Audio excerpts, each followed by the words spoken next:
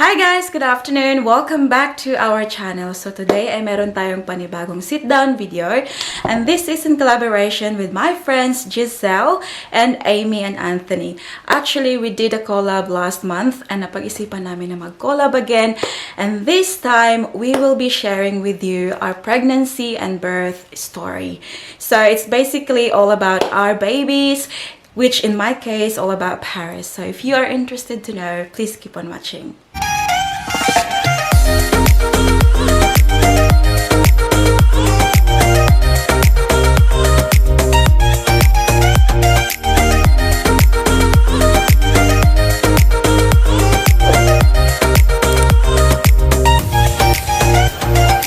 Andito na naman tayo sa ating story time, guys. And you know how much I love storytelling. Sobrang nai-enjoy ko talaga yung mag-share ng aking mga life experiences. And I really hope na mai-enjoy nyo yung video natin na to. So when Mike and I decided to move in together, wala pa talaga sa plano namin ang magkaanak. And also, hindi ko talaga inisip na mabubuntis ako agad-agad kasi I have a polycystic ovarian syndrome o yung tinatawag nila na Pcos. So I've been seeing my gynecologist for a couple of years and she gave me a pill para daw makatulong sa Pcos ko. But then unfortunately, I gained so much weight and you know what? Pag may Pcos daw kayo and you are gaining weight, it's gonna make it worse. Kaya I decided to not take that pill anymore. So pre-Paris days, Mike and I loves going to the gym, like religiously. Regularly kaming pumupunta ng gym kasi yun talaga yung buhay ni Daddy Mike. He loves the gym and also he prepares yung mga healthy food for me, healthy lunches and everything. So then, the next time na pumunta ako sa gynecologist ko, she was very surprised kasi sabi niya na one of my ovaries ay not clear daw. I can't even remember kung right or left ovary yung na-clear, but sabi niya na na-clear daw yung ovary ko and she asked me what I have been doing. So sabi ko, yung naiisip ko lang talaga na ginagawa ko is the regular workout and also yung healthy food na piniprepare ni Daddy Mike. So sinabi ko yun sa kanya and she told me na keep doing what you're doing kasi whatever you're doing, it's working for you. So nung sinabi sa akin ng gynecologist ko na na-clear na yung isang ovary ko, straight away si Baby Paris ay pumasok kay Mami. Sobrang bilis ni Baby Paris, guys, no? That time, hindi ako yung unang nakapansin. It was actually Daddy Mike. Siya yung nagsuspitsya kaagad na nabuntis ako kasi daw, I'm very irritable. Which is very new sa kanya. Kasi ako talaga yung taong tipong very sweet. Tapos, sabi niya, nag-change daw talaga ako. Like to the point na pag na-late si Daddy Mike ng maybe 3 to 5 minutes, na pag-uwi galing sa work, nagagalit na talaga ako, guys. Like, I don't know why I was like that. Iniisip ko ngayon, but ganyan talaga siguro pag yung hormones mo ay nag-iiba. So, there's one time, tinanong ako ni Daddy Mike na, are you pregnant? Sabi niya. Tapos sabi ko sa kanya, no, I'm not. Ganon talaga ako sa kanya, guys. Kasi hindi talaga ako na-expect na pregnant ako. Kasi yung menstrual ko kasi, guys, it's very irregular. So, may mga times na 3 months hindi ako dinadatnan. Kaya, hindi ako nag-isip na buntis ako kasi I thought it was just normal. Tapos, nung na-feel ko na yung aking breast ay naging tender na siya, sabi ko, well, this is a bit strange kasi hindi ko to siya na-feel before. So, yung ginawa ko, nung lunch break ko sa work, pumunta ako sa doktor. Tapos, ang tawag dito, nagpa-blood test ako ba para to check if I'm pregnant. So, the next day, bumalik ako doon for the result. And, yun na nga, guys. Kinonfirm sa akin ng doktor na I was pregnant. And then, you know what? Kasi, alam mo yung hindi mo talaga in-expect, guys. Para akong nabuang ba? Umiyak ako ng umiyak. Mixed emotion that time. Kasi, of course, nasiyahan ako na nabuntis ako. Kasi hindi ko talaga inisip na mabubuntis ako. Kasi nga sabi ng gynecologist na hindi naman ibig sabihin na hindi ka mabubuntis. It just means that it is harder for you to conceive. Kaya hindi ko talaga inisip na mabubuntis ako kaagad. But then, yung ginawa ko, bumili ako ng pregnancy test from the pharmacy. So, nag-test ako ulit and then na-reconfirm, guys. Yes, nabuntis nga daw talaga ako. So, yung ginawa ko, umuwi ako ng bahay. That night, hindi ko pa sinabihan si Daddy Mike kasi I didn't know how he's going to accept it.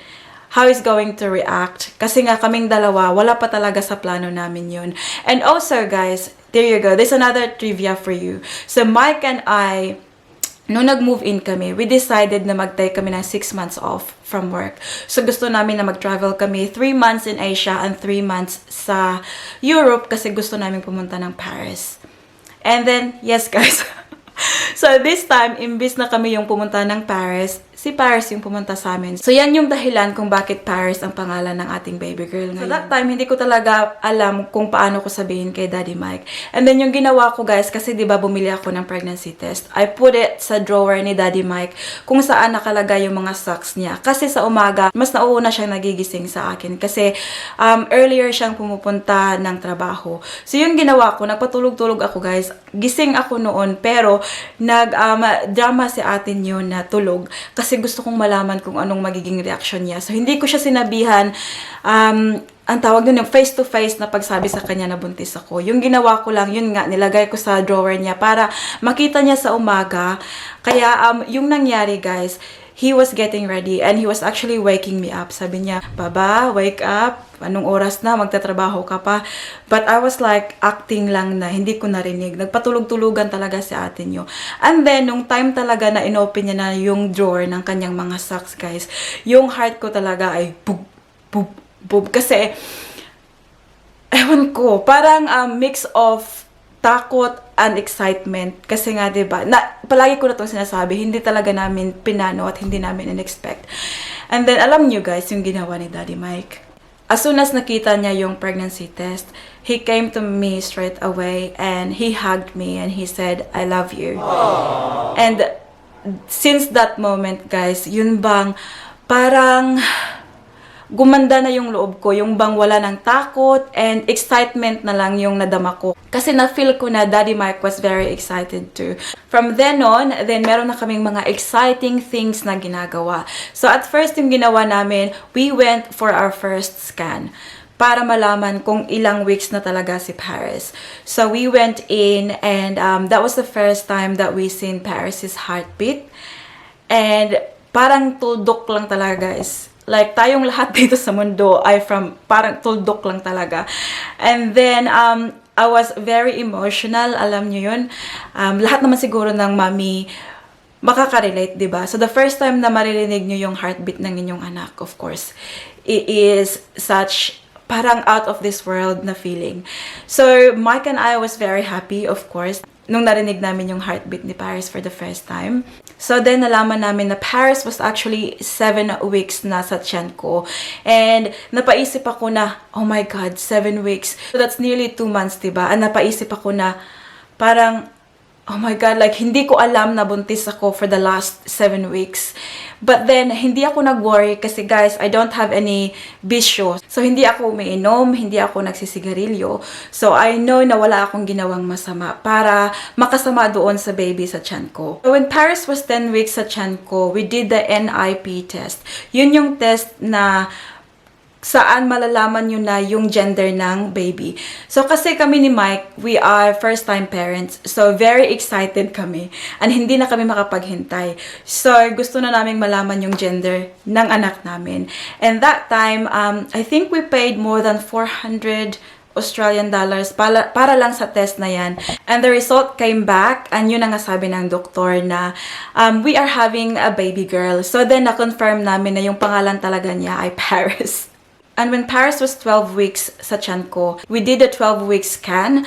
So, that time, gusto talaga naming i-film. Kasi, alam niyo yun, parang, that time, hindi pa pala ako nagba-vlog nun, guys. But then, I'm very active sa aking social media. Yung sa aking Facebook and Instagram. And also, gusto kong i-update yung family ko sa Pilipinas. Kaya, as much as possible, gusto kong kumuha ng mga details na mga ganun.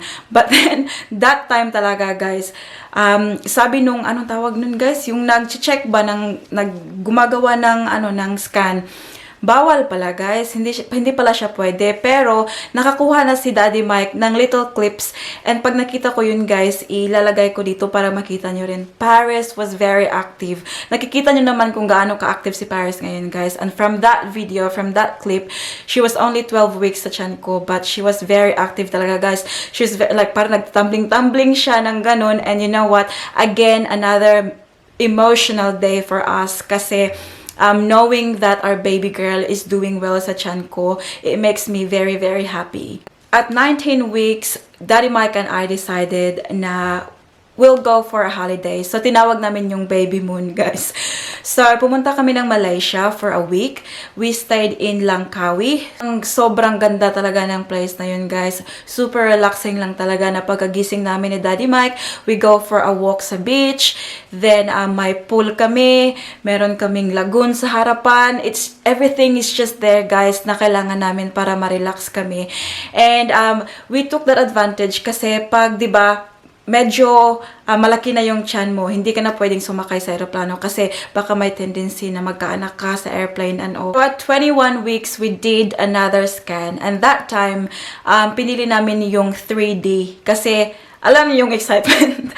Alam niyo yung excitement ng mga parents, guys, na 21 weeks pa lang yung baby mo sa tiyan, gusto mo nang makita yung mukha. So, yun yung ginawa namin, 3D. Pero, hindi siya masyadong klaro, guys, kahit 3D siya. Kasi nga siguro, Paris was too little din sa tiyan ko. Hindi masyadong nakukuha yung mga angles talaga na maklaro yung mukha niya. So, was a bit disappointing kasi parang super excited namin na makita si Paris. But then, may picture naman kami, guys, but hindi talaga yung iba talaga, hindi talaga siya klarong-klaro. At 27 weeks, alam niyo yung ginawa ko, guys. Pumunta ako ng hospital, rushing talaga. Like, I was working, and then, kasi nasanay ako na si Paris moves a lot, kasi very active nga si Paris sa tiyan ko. I will insert some videos, guys. Makikita niyo talaga kung paano si Paris sa tiyan ko.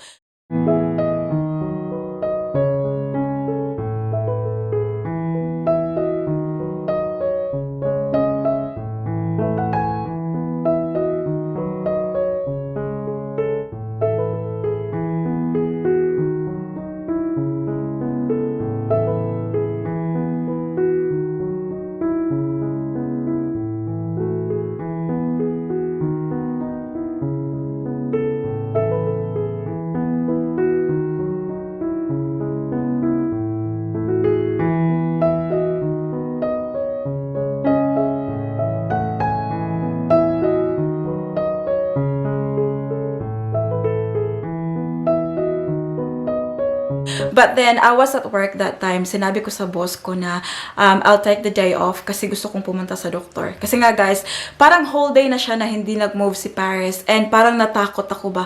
Sobrang takot na takot ako kasi meron akong naririnig na mga horror stories, diba? Na yung baby hindi na nag-move, na wala na palang buhay yung baby sa tiyan and all. Parang natakot ako na mangyari yun sa akin, guys. So, yung ginawa ko, straight away, pumunta ako ng doktor para magpa-check. So, pagkarating ko dun, guys, yung ginawa nila sa akin, parang kinonect nila ako sa isang, again, hindi ako very technology na tao. So, I don't know kung anong tawag dun, guys. Pero may mga ECG ba yun, guys? Hindi man ECG yun, kaya para heart man siguro yung ECG.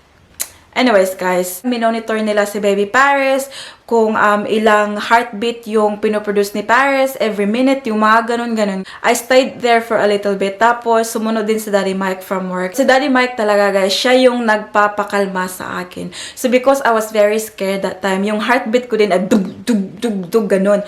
Sabi ni Daddy Mike sa akin na, just relax, Baba, just, close your eyes, ganun-ganun, kasi hindi talaga ako mapalagay, guys. So, nung sinabi sa akin ni Daddy Mike yun, parang na-hypnotize ako ni Daddy Mike. So, nakatulog ako, guys. And then, nung nag-start akong mag-relax, parang naging okay na din yung lahat. So, sabi ng doktor sa akin na, Paris is okay. Maybe Paris was just having a rest that day, kaya hindi siya nag-move. But kasi yung mami niya ay natakot kaagad, kaya pumunta ng hospital. I am very blessed and lucky kasi Daddy Mike is very supportive and very loving. When I was pregnant, si Daddy Mike walang gabi na hindi niya, parang hinihilot yung tiyan ko, guys. Yung palaging nilalagyan niya ng, because I used to use bio oil kasi pang-prevent daw yun ng mga stretch marks. And I'm very happy kasi ngayon, guys, wala talaga akong masyadong stretch marks, which is, really good. Every night talaga, si Daddy Mike parang hinahagod niya yung tiyan ko, kinakausap namin si Paris, and also, yan si Paris, kahit nasa tiyan pa siya, alam niya yung pangalan niya, Paris na talaga siya, kasi tinatawag na namin siyang Paris. And you know what, guys, I gained so much weight nung nabuntis ako kay Paris. Yung maximum talaga na weight ko was 70 kilos. Yes, yes, 70 kilos. Sobrang laki talaga ng tiyan ko, guys. Sinasabi nga nila na baka may twins ako kasi sobrang laki daw ng tiyan ko. And also, yung mukha ko talaga dito, oh, parang ewan ko, lahat lumaki talaga, guys. And you know that I'm only 4'11", right? Kaya para talaga akong bundagol that time. But you know what? Hindi ko talaga na-feel na I was ugly or parang hindi ko minahal yung yung itsura ko noon. Kasi, hindi naman pinadama talaga sa akin ni Daddy Mike, guys. Like, he always tell me that I look beautiful, nang ganda-ganda ko raw, and oh, so hindi ko talaga na-feel na, ay, ganun pala yung itsura ko noon. Sobrang laki ko, sobrang taba ko. 31 weeks. So, yung ginawa namin ay nag 4D scan talaga kami. So, hindi kami na-satisfy ng 3D. So, nag 4D na talaga kami. Like, ewan ko, guys, yung excitement lang talaga namin that time was just through the roof na hindi mo talaga ma-explain. Kaya nag 4D scanning kami. We actually had to do it twice. Like, umalis kami tapos bumalik kami. Kasi ayaw magpakita ng mukha ni Paris.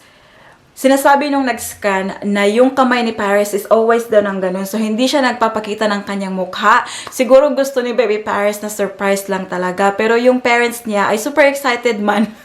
Kaya hindi makapaghintay. So, si Paris talaga ay gumaganon. So, sabi sa amin ng nag-scan na, just go out and have something cold. Kumain ka ng yung parang icipole or ice drop, ice cream, anything na cold talaga. Kasi daw pag cold yung kinakain mo, nagbo-move daw yung baby sa tiyan mo. So, yun yung ginawa ko and then bumalik kami. And luckily, nagpakita na si baby girl. And you know what? Meron akong clip, guys, which I will insert here. Makita nyo talaga yung mukha ni Baby Paris nung nasa tiyan pa siya. And it just amazed me talaga na nasa tiyan siya, guys. And nakuha talaga sa video na naka-open yung mata niya. Yung parang nag-open siya ng kanyang mata. And that moment, guys, umiyak talaga ako ng umiyak. Kasi ewan ko, parang na-feel ko talaga na nandito na yung baby ko, magiging mommy na ako, and magiging parents na kami ni Daddy Mike.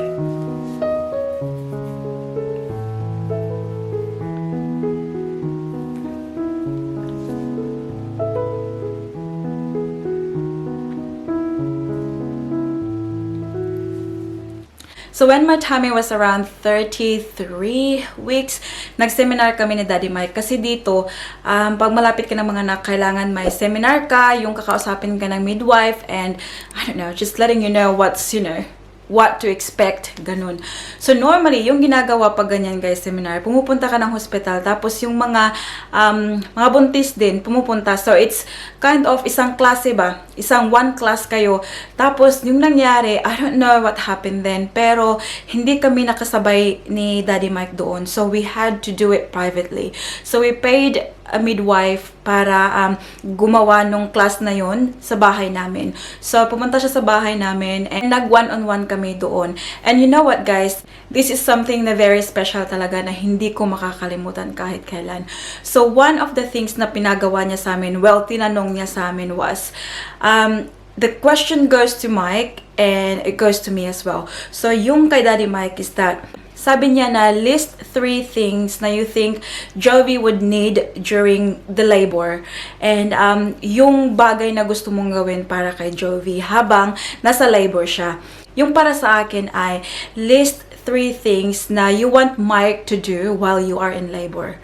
Alam nyo, guys, masusurpresa talaga kayo sa susunod na pangyayari. Kahit yung midwife, sobrang na-surprise talaga siya. And you know what? Ito yung nangyari, guys. I-insert ko dito, guys, kasi pinicturan ko talaga yung sagot namin ni Mike. And yung sa akin, guys, yung sinabi ko, first one was talk to me, and touch me, and never leave me. So, yun talaga yung tatlo na nasa listahan ko, guys. And ito kay Daddy Mike, guys. Talk calmly/confidently. Second was touch continuously. And third was not leave at all. So can you see, guys, Mike and I had the same answers. Parehas talaga kami ng sagot. Different wordings lang siya, pero yung thoughts ay the same. Kaya sabi talaga ng midwife na it's amazing how much you understand each other. Kasi parang alam na alam daw talaga ni Mike yung pangangailangan ko, yung gusto ko talagang mangyari, ganon. Kasi, tingnan nyo, guys, talk to me. Sa kanya, talk calmly. Sa akin, touch me. Sabi niya, touch continuously. And I said, never leave me. And then sabi niya, not leave at all. Like, seriously guys, sobrang na-shock talaga ako kasi Mike and I, hindi talaga kami nagkatinginan ng answers ba kasi si Mike was on the other side of the couch and ako yung sa other side. So, there's no way na makikita namin yung mga sagot namin. And I thought that moment, it was very special. Kaya pinicturean ko and that's something na hindi ko talaga makakalimutan hanggang sa pagpanaw ko dito sa mundo. And then 3rd of March, guys, we went to the hospital kasi sobrang sakit na talaga ng tiyan ko. And I thought that was it. But actually, guys, Paris's due date is 14th of March. At 3rd of March, sumakit na talaga yung tiyan ko, kaya pumunta kami ng hospital. But then, when we were there, they did like a cervix check. So, nung chinek nila, guys, sabi nila, it's only 1 cm dilated ako. Kaya, pinauwi nila ako ng bahay. Kasi hindi ka nila kinikip dito sa hospital kung hindi pa talaga time na manganganak ka. We went home that day. Tapos nung umuwi kami ng bahay, guys, sobrang sakit lang talaga ng naramdaman ko. So umuwi kami ng bahay mga hapon and then hindi na talaga ako nakatulog all night. So at 3 o'clock in the morning, I found myself sa bath. So, nagpaano ako, warm bath and everything. I did everything talaga para mag-feel better ako. So, at 7 o'clock in the morning, sabi ni Daddy Mike na, let's go to the hospital na. Tapos, ako naman tong, kasi ayoko nang pumunta ng hospital kasi ipapauwi ka lang naman kung hindi ka pa ready. So, yung sa akin, sabi nila, wait for the, your water to break. Tapos, yung sa akin naman, guys, wala naman siyang water.